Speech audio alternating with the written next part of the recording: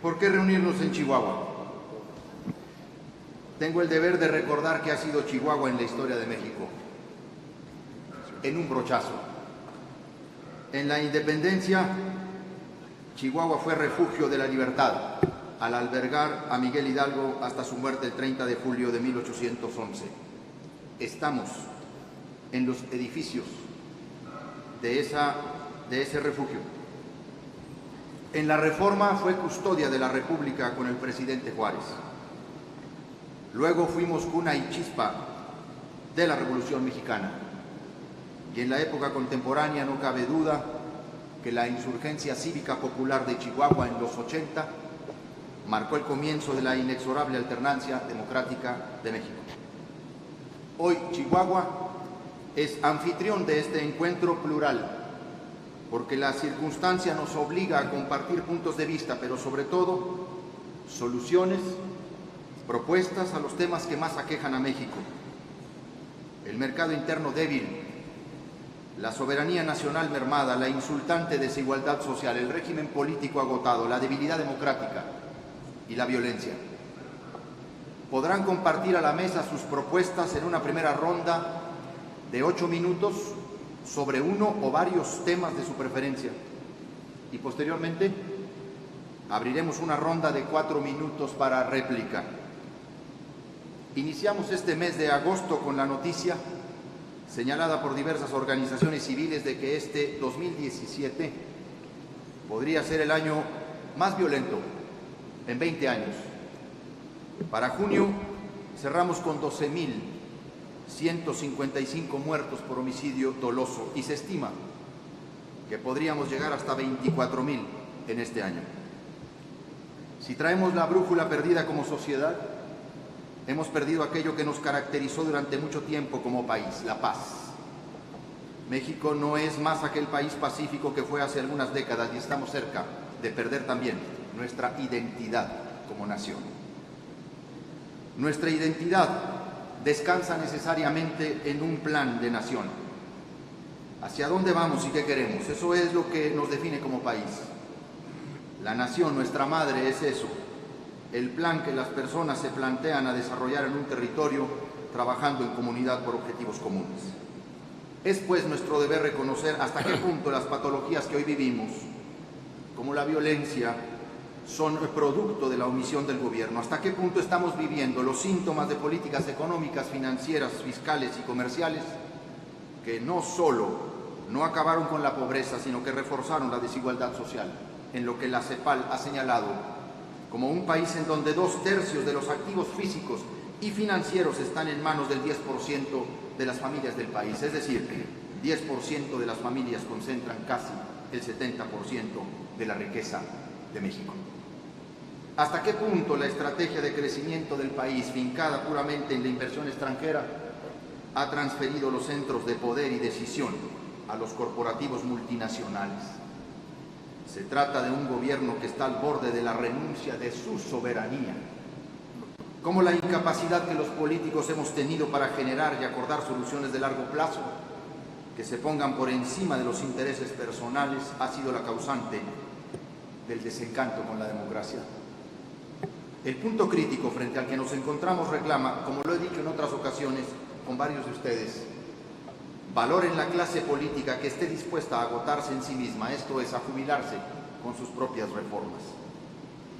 El pluralismo nos exige un concierto en el debate para no terminar en gritos o en reflexiones que no hacen sino despertar ilusiones de acuerdos que luego se escabullen entre reflexiones nuevas.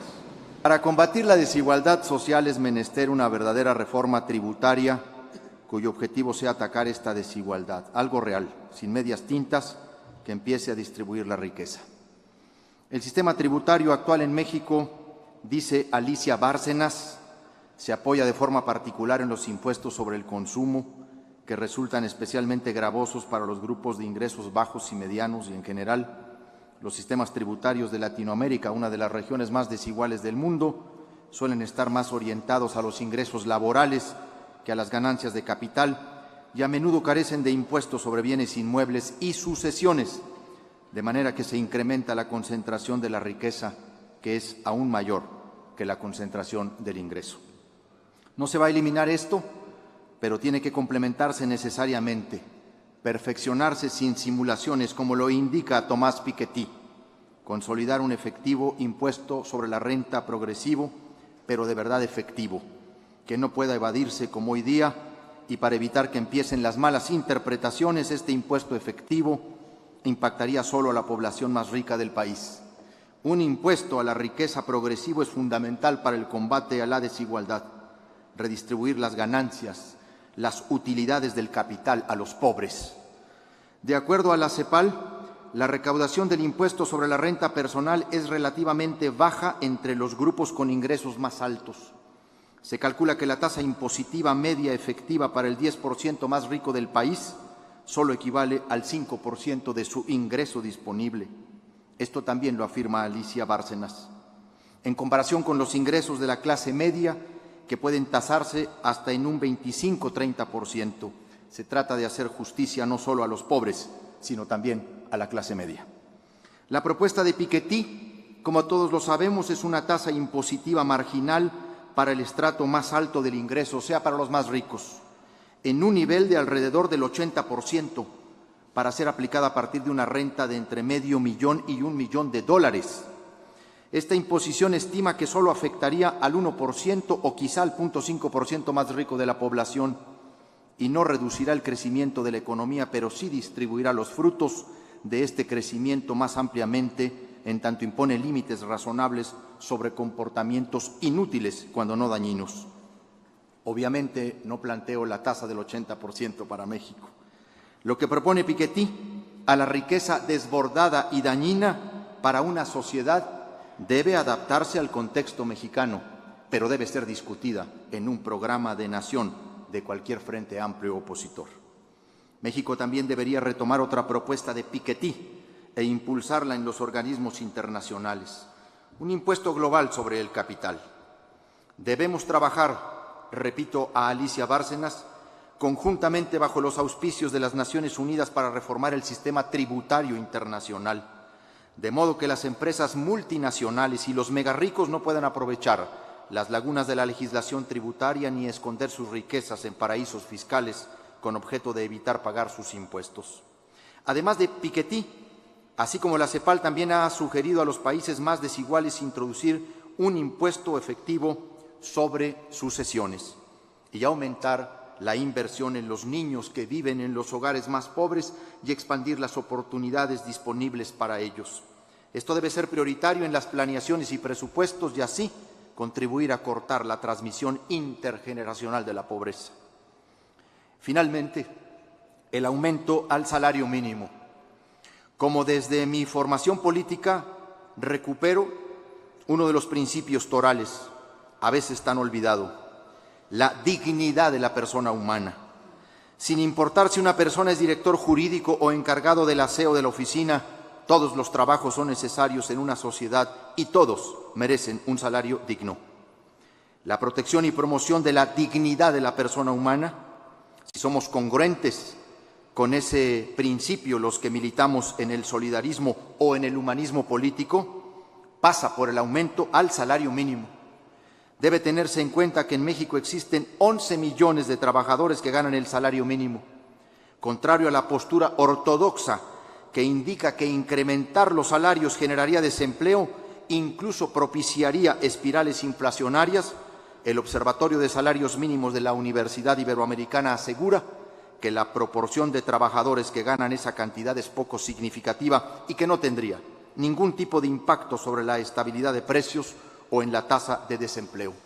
En términos simples, sería una política que contribuiría al mejoramiento inmediato del ingreso e iniciaría un proceso acumulativo positivo para el fortalecimiento interno.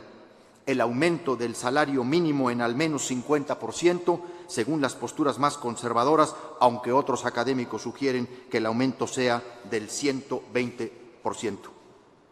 Es urgente el desarrollo del mercado interno, que reactive las economías locales a través de la consolidación de cadenas de producción que generen mercancías con valor agregado. En este aspecto, el desarrollo, el impulso y la protección a las cooperativas de producción debe ser fundamental, así como la revisión de los acuerdos comerciales de México. Los países más desarrollados o dominantes se caracterizan por intercambiar mercancías con mayor valor agregado por su alto desarrollo tecnológico, mientras que los países subdesarrollados comercian mercancías con menor valor agregado por sus bajos niveles tecnológicos. La relación internacional entre economías avanzadas y atrasadas genera un efecto de dependencia. Los países desarrollados demandan el factor de trabajo a bajos precios para producir mercancías a precios más altos por su valor agregado, mientras que los países subdesarrollados ofertan su factor de trabajo a bajos precios y demandan productos de mayor valor agregado provenientes de los países más desarrollados.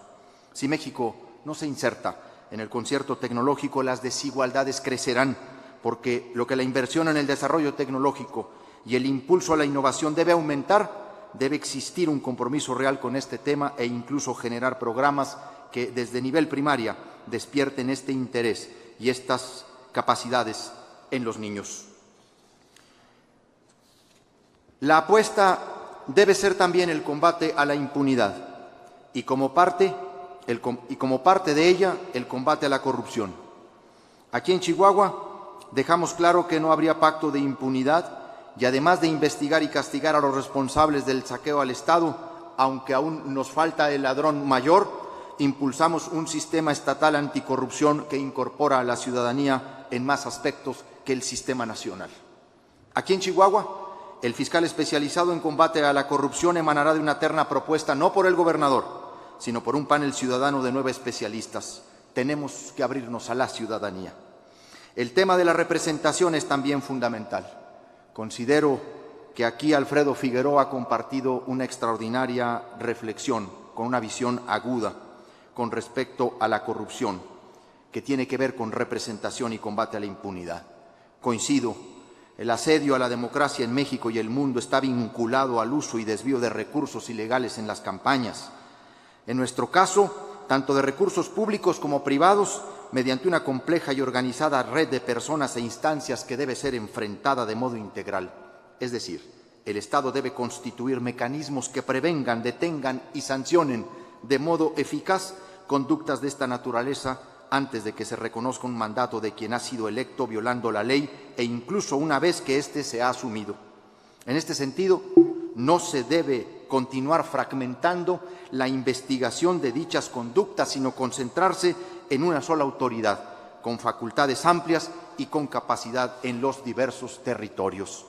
El sistema de inteligencia financiera, de fiscalización y auditoría y ministerial debe ser transversal y vertical entre entes públicos y niveles de gobierno. Debe, a su vez, involucrar tanto autoridades administrativas como jurisdiccionales especiales, pues es ahí donde inicia la corrupción política. Y creo que se han cumplido los objetivos con los que fue convocado este encuentro. Y uno de ellos, muy bien detectado por Emilio Álvarez y Casa, era precisamente el de orear el debate sobre la necesidad de conformar en el país un frente amplio, opositor, ciudadano, democrático, como se le llame, y salirnos de lo discreto a lo que es un derecho ciudadano, que los asuntos públicos se discutan públicamente. Y lo hemos logrado porque en la diversidad de puntos de vista, de enfoques, está la riqueza de ese propósito, en el que yo creo absolutamente. Y lo hemos hecho en Chihuahua porque Chihuahua es México y porque muchos de los cambios en el país no se entienden sin Chihuahua. Y porque, aunque la política es local, Chihuahua no milita en el aldeanismo político. Lo único que no queremos ser es aldea. Queremos ser nación, honrando la historia de nuestros próceres, el valor, el temple, el compromiso. Hay una idea común en esta mesa, con matices. Todos queremos que cambie el régimen político y estamos en la gran tarea de definir qué debe sustituirlo, cómo delinear ese nuevo régimen, si semiparlamentario, semipresidencial, y sobre todo a partir de qué fórmulas. Se ha hablado del Frente Amplio, opositor, democrático o ciudadano. Con modestia, pero con gran entusiasmo, les pido que puedan observar el modelo de Chihuahua. Fue una alianza ciudadana que trascendió a los partidos y que supo incluir en las propuestas una visión social de hondo calado. Suscribimos aquí una de las agendas sociales más profundas de los últimos 30 años en la historia de Chihuahua. ¿Cuál es el método para un frente amplio entre tanta diversidad y tanta diferencia, a veces ideológica? Hay quienes hablan de las encuestas, de los métodos abiertos, de la elección abierta a la ciudadanía. Eso es lo accesorio. El único método posible es la altura de miras. No hay otro. La altura de miras es voltear a ver al país, por encima de intereses personales, partidistas, grupales, de movimientos sociales, causas independientes, con comillas o sin ellas. Ha dicho Jorge Castañeda, y yo quisiera interpretar que la altura de miras significa sin engaños, sin juegos, sin manejos dobles, sin propósitos ulteriores o escondidos, sino abiertamente, públicamente, qué nos une, qué nos separa y qué podemos posponer por un tiempo para hacer avanzar lo esencial en el país. Porque la agenda mínima no es tan mínima. Es una agenda programática, no es ideológica. No nos confundamos. El problema del país no es una discusión ideológica, es una discusión programática, porque lo esencial ha dejado de tener vida y necesitamos reconstituir esos valores fundamentales de las instituciones democráticas. Nuestra agenda mínima es democratizadora. Hemos vuelto a tener que volver a luchar por la democracia. Y yo estoy absolutamente de acuerdo con el planteamiento del ingeniero Cárdenas, y en lo que a mí me toque y me corresponda, sin mermar las responsabilidades que tengo con Chihuahua, aceptaré continuar este esfuerzo y, por supuesto, tratar de darle seguimiento a lo que aquí ha sucedido. Pero una idea adicional, una más y luego una despedida temporal. Cuando hablamos del gobierno de coalición, que es una aproximación al régimen parlamentario, porque ¿con qué trabaja un gobierno de coalición? ¿Cuál es la materia prima de un gobierno de coalición? La materia prima de un régimen parlamentario es la pluralidad, que es el mejor fruto de la democracia y no el obstáculo. El gobierno de coalición necesita salirse de una idea muy históricamente distorsionadora de nuestros esfuerzos, el tlatoani, como aquí se dijo por parte de Santiago. Seguimos apostando a que va a venir una persona, hombre o mujer, que va a venir a salvar al país. Y todo está en ese candidato a la presidencia de la República. Ese es el gran problema. Aquí se dijo por Acosta Naranjo y otros lo han dicho de otra manera: este frente durará unido hasta que el candidato lo separe. Pues entonces hay que salirnos de esa consideración y pensar que un gobierno de coalición no solamente comparte las responsabilidades del Poder Ejecutivo entre las fuerzas plurales, sino que incorpora otros elementos, como ya se dijeron aquí y como lo ha planteado espléndidamente Jorge Castañeda en una conversación que tuvimos para organizar este encuentro. Tenemos que incorporar los factores de decisión, las cámaras del Congreso, las principales gubernaturas, el jefe de gabinete que planteaba Santiago Krill, los elementos que dan no solamente una mayoría estable al país, sino una gobernabilidad democrática. Y tenemos que abrir el espectro y no estar pensando en uno, sino estar pensando en 10 o 12 o en 20 a los que tenemos que incluir en un acuerdo de esta naturaleza. pero desde ahora. Porque eso de que ya se ganó la elección y luego hacemos el gobierno de coalición, eso ya lo probamos y no funcionó. Ha sido el gran engaño. Y yo creo interpretar a Jorge cuando dice, pero sin engaños, porque el gobierno de coalición debe tener un valor fundamental, la inclusión desde ahora en la toma de decisiones para sentirnos que somos parte todos, ¿a partir de qué? De una propuesta ciudadana y no cupular de partidos. Yo creo en eso. Pensé que deberíamos de terminar este encuentro con un ideal, el ideal de la unidad. Estando en Chihuahua, la tierra de Gómez Morín, pensé en una de sus mejores alocuciones. Permítanme citar a Gómez Morín como un personaje universal, no partidista, al constructor de instituciones. Déjenme trasladarles una idea gómez-moriniana. Vamos abrazados a la fe que proclamamos, serenos en nuestra invencible esperanza, saludando alegres las caras amigas, gozándonos de las nuevas caras compañeras y deseando caminar juntos con los que antes nos acompañaron y volverán a hacerlo jovialmente y sin reproches, cuando otra vez se junten los caminos y vuelva a ser patente que no es en la sombra de conjuras, ni en la mística torcida del milagrismo, ni en la politiquería de cualquier especie, sino en la pública, efusiva comunión en aquello que nos es común y parejamente nos incita y nos obliga, apartando lo que nos separa, apretando lo que nos une, disputando lo disputable sin dejar de pelear reunidos, juntos por lo indiscutible, juntos como hombres y mujeres libres, no como querubines, en el campo despejado y claro de una convicción idéntica, sin verdades a medias ni ocultos propósitos.